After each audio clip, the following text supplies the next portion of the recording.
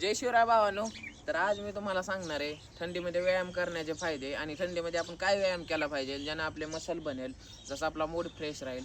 तर भावानो, थंडीमध्ये व्यायाम करण्याचे फायदे म्हणजे ज्यांना फॅट लॉस करायचं आहे आणि मसल बल्क करायचं आहे त्यांच्यासाठी थंडी एक नंबर असते. ठीक आहे, त्याच्यामध्ये तुमचं फॅट फास्ट बर्न होतं. ठीक आहे, कॅलरी फास्ट बर्न होतात. ठीक आहे ना, त्यासाठी थंडीमध्ये व्यायाम करत जावा, ज्यानं तुमची ताकद स्टॅमिना फास्ट वाढतो आणि थंडी आपल्या शरीरासाठी एकदम भारी असते. आळस कमी असतो थंडीच्या दिवसामध्ये. ठीक आहे, वर्कआउट करण्यासाठी मूड असतो. ठीक आहे, त्यासोबतच व्यायाम करताना आपल्याला एकदम जोश असतो. ठीक आहे, तर थंडीमध्ये व्यायाम करणारे भरपूर फायदे आहेत. थंडी म्हणजे भावानं आपल्यासाठी एक नंबर गोष्ट आहे. ठीक आहे, बॉडी बनवण्यासाठी. ज्याला आपल्या आयुष्यात डिसिप्लिन आहे ना, ती बॉडी ह्या थंडीमध्येच बनवणार खतरनाक पद्धतीने. ठीक आहे, जशी आपल्या भावानं बनवली. तर आता मला असं वाटतं की माझ्या प्रत्येक भावानं बॉडी ह्या थंडीमध्ये बनवलीच पाहिजे, कारण सुट्टीच द्यायची नाही आपल्याला. ठीक आहे, तर तुम्हाला एक 4-5 पद्धतीचे वर्कआउट सांगतो जे तुम्ही करू शकता. ठीक आहे ना, एकदम सोप्या पद्धतीने, असं काय अवघड नाही. ठीक आहे ना, चला तर मग बघूया आपण वर्कआउट आणि आपला पुढचा ब्लॉग. भावानं, थंडी हे कारण नाही आहे. ठीक आहे, ही टेस्ट आहे स्वतःसोबत. जो थंडीवर जिंकतो तोच स्वतःचा विजय निर्माण करतो.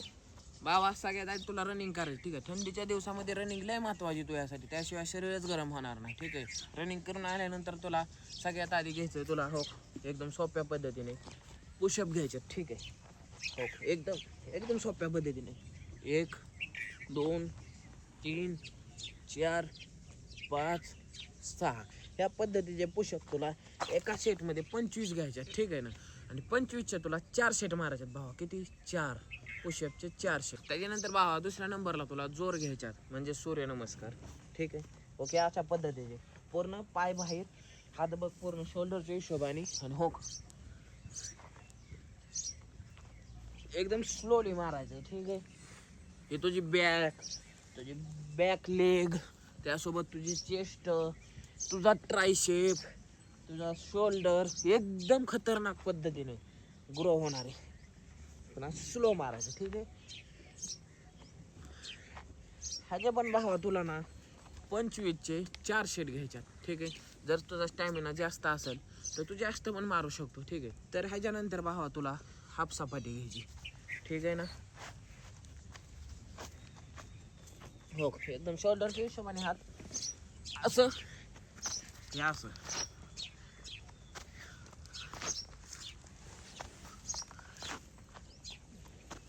ह्याचे पण भावा तुला 25 रेपिटेशन आणि 4 सेट घ्यायच्यात. ठीक आहे ना, एक नंबर तुझा स्टॅमिना, तुझी ताकद वाढणार आहे ह्यानं पण. चल तर मग पुढला सेट. त्याच्यानंतर भावा तुला हनुमान दंड घ्यायचा. ठीक आहे ना, एकदम तुझी बॅक पेन असेल, तुझी ट्रेचिंग नॉर्मल होत नसेल, एक नंबर होणार आहे तुझं. ठीक आहे ना, ओके, एकदम असं घ्यायचं. त्यानंतर हो पाय पूर्ण हातापाशी, हे असं.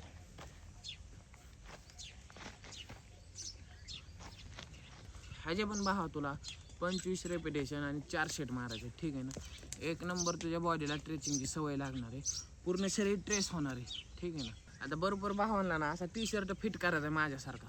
आता टी शर्ट भावांना फिट कधी होईल? ज्यावेळेस ट्रायशेप मोठा असेल. बरोबर, मग त्या ट्रायशेपला मोठं करण्यासाठी एक सेट सांगतो, एकदम डायमंड पुशअप. हो या अशा पद्धतीचे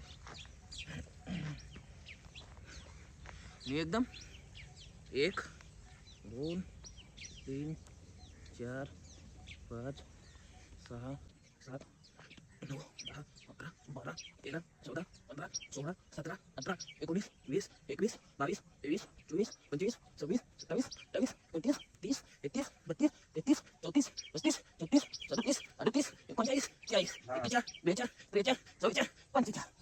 तर भावाने का मारून धावलं मी? कारण एखाद्याला अशी खांजा असती कमेंट करायची, तू तर मारत नाही, आम्हाला मारायला होतो. एका दमात मी 70 बी काढला असं, मग शरीर गरम नाही. ठीक आहे, पण हे काढून धावायला मला गरजेचं होतं. तर एका सीटमध्ये तुम्ही 25 मारायचंच. ठीक आहे, मारायचं म्हणलं की मारायचं, सुट्टी द्यायची नाही, त्याशिवाय ट्रायशेप बनणार नाही. ठीक आहे ना, किती? 25चे 4 सेट. ठीक आहे, किती?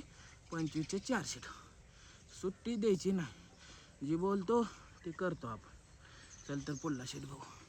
भावना भरपूर झाला आता वरचं, आता खालचं म्हणजेच आपली लेग. हो, लेगसाठी भावाना हो सिंपल बैठक, आपली देशी बैठक घ्यायची. हो, पाय बघ माझे, एकदम चिटकून. ठीक आहे, अशी जागेवरची मारण्यापेक्षा मी सांगतो ती मारायची. हो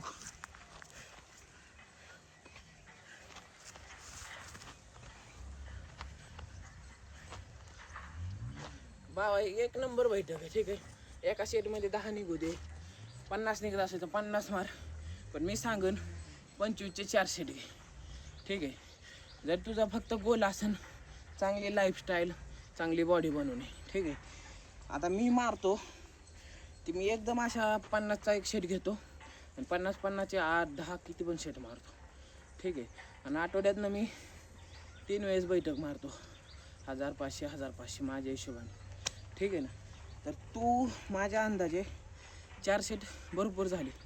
जर तुला नॉर्मल फिटनेसमध्ये नॉर्मल टी शर्ट फिट जर ठेवायचं असेल तर जास्त बी ओढताण करून गरज नाही. ठीक आहे, जर डाएट असेल व्यवस्थित तर करू शकतो. ठीक आहे ना, आता लेग तर झालीच आपली फेवरेट सपाटी.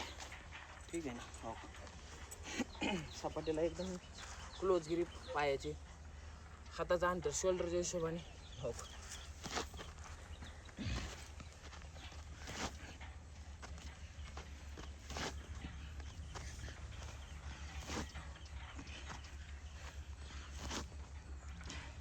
किती एका दामात 25.